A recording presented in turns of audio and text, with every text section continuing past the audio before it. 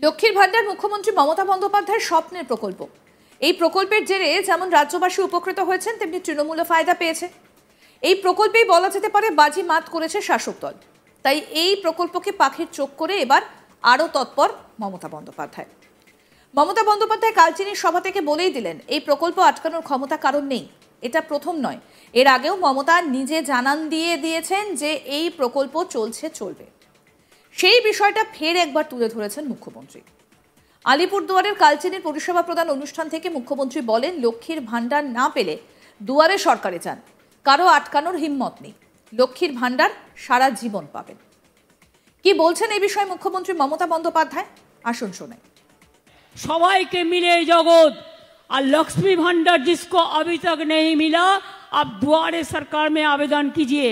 और एक बात है, जिसको लक्ष्मी भंडार मिलते हैं जिंदगी भर मिलेंगे, आपको कोई नहीं रुकावट कर सकते हैं।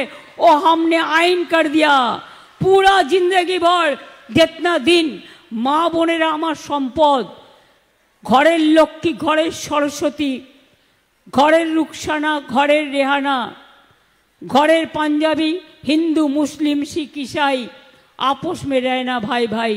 মনে রাখবেন, সবাই মিলে সুন্দর করে নেতাজি সুভাষচন্দ্র বোস বলেছিলেন, একসাথ মে রহনা, একসাথে থাকবেন, ভালো থাকবেন, সুন্দর থাকবেন।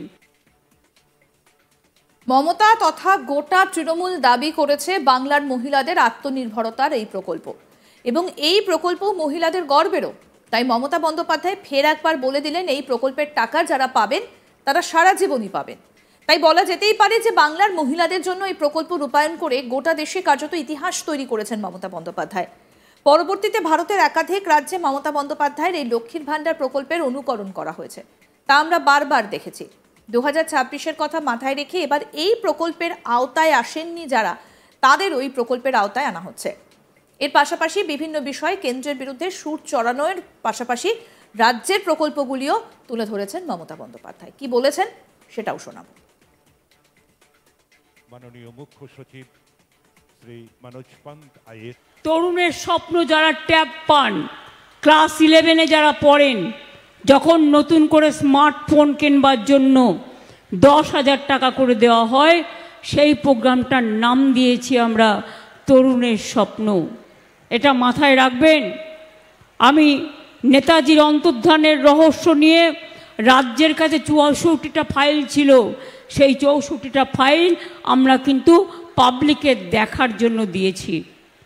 এই বিশেষ দিনে आज एक स्पेशल डे में हम थोड़ा काम जनता के लिए किया है।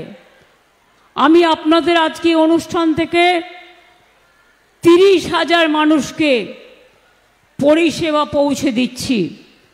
हमने 30,000 लोगों को हम जो गवर्नमेंट का जो फायदा है, जो स्कीम है, जो बेनिफिशियरीज है, उसको हम दे रहा है इसके लिए कि ये हमने सीखा है हमारा नेताजी से, हमारा नेताओं से, कि गरीब लोगों को काम करना, दुखी लोगों को साथ रहना और सबका साथ रहना, ये हमारा सबसे ज़रूरी है। आज के अनेक प्रोग्राम उद्बोधन হয়েছে, আজকে অনেক প্রোগ্রাম শিলান্যাস হয়েছে।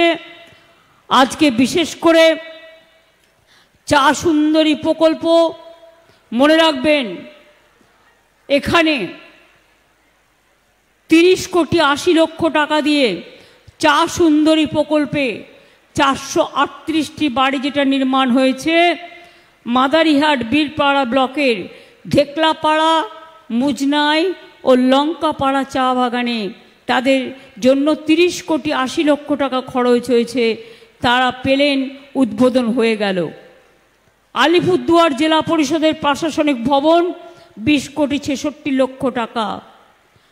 কালচিনি আলিপুরদুয়ার 2, ফালাকাটা আলিপুরদুয়ার 1, মাদারিহাট বীরপাড়া ব্লকে পানীয় জল প্রকল্পের জন্য 16 কোটি 46 লক্ষ টাকার কাজ হয়ে গেল। মাদারিহাট হান্তাপাড়া রাস্তায় তিতি নদীর ওপরে 13 কোটি 44 লক্ষ টাকা দিয়ে সেতু নির্মাণ উদ্বোধন হলো। ফালাকাটা সুপার স্পেশালিটি হাসপাতালে 50টি শয্যা বিশিষ্ট বেড তৈরি করা হলো। এতে ফালাকাটার মানুষ উপকৃত হবেন। ফালাকাটা মিউনিসিপ্যালিটির চেয়ারম্যান এখানে আছেন। এছাড়াও কদিন আগে উত্তরবঙ্গ উন্নয়ন দপ্তর থেকে উদয়ন গুহ গিয়ে ওখানে ওদের স্টেডিয়াম উদ্বোধন করে দিয়ে এসছেন, যেটা আমাদের অনেক দিনের দাবি ছিল। আমি বলি ধূপগুড়িতেও ওদের যে দাবি ছিল আমাদের নির্মল বাবুর সাব ডিভিশন তৈরি করার বানারহাটে আর ধূপগুড়িকে নিয়ে, তাছাড়াও সাব ডিভিশন হসপিটাল, ওখানে কিছু ইনফ্রাস্ট্রাকচার ডেভেলপমেন্টের ব্যাপার উনি আমাকে বলেছিলেন। অলরেডি টেন্ডার হয়ে গেছে, প্রসেস চলছে, কাজটা হয়ে যাবে। আমি চেয়ারম্যানকে বলবো দয়া করে এটা নির্মলবাবুকে বলবেন। আমি স্বাস্থ্য সেক্রেটারির সাথে কথা বলে এটা জানতে পেরেছি। আজকে যেগুলো শিলান্যাস করা হয়েছে, আলিপুরদুয়ার 2 নম্বর ব্লকে জেলা পঞ্চায়েত প্রশিক্ষণ ও সম্পদ কেন্দ্র 9,36,00,000 টাকা দেওয়া হলো। কালচিনি ফালাকাটা ব্লকে রাস্তা নির্মাণের জন্য 5,57,00,000 টাকা দেওয়া হলো। সৌর বিদ্যুৎ প্রকল্প, অগভীর নলকূপ তৈরি করা হচ্ছে। এছাড়াও সুস্বাস্থ্য কেন্দ্র, বিদ্যালয়, রাস্তাঘাট, নানা রকম জল প্রকল্প, বাংলার বাড়ি ইতিমধ্যেই আমরা 12 লক্ষ মানুষের কাছে বাংলার বাড়ি প্রকল্পের আমরা টাকা দিয়েছি, অর্ধেক টাকা দেওয়া হয়েছে।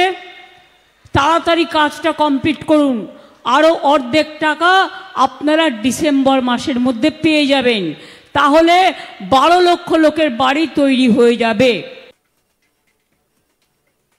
সব মিলিয়ে মুখ্যমন্ত্রী মমতা ব্যানার্জির এই উল্লেখযোগ্য ঘোষণায় রীতিমতো উচ্ছ্বসিত প্রত্যেকেই। বিশেষ করে লক্ষ্মীর ভাণ্ডারের মতো প্রকল্পের জন্য মহিলারাও অনেক আনন্দিত। সব মিলিয়ে মমতা বন্দ্যোপাধ্যায়ের এই পদক্ষেপ 2026 সালের ভোটে বেশ তাৎপর্যপূর্ণ বলেই মনে করা হচ্ছে।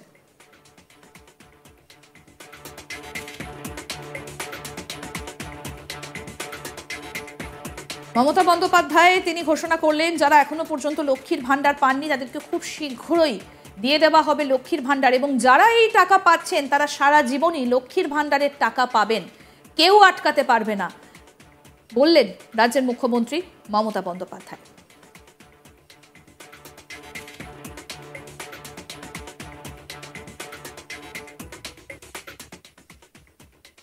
আরো আপডেট পেতে দেখতে থাকুন আজ তাক বাংলা। সাবস্ক্রাইব করুন, নোটিফিকেশন পেতে বেল বাটন অপশন প্রেস করুন, হোয়াটসঅ্যাপে ফলো করুন আজ তাক বাংলা। ভিডিওটা লাইক করুন, শেয়ার করুন, কমেন্ট করুন।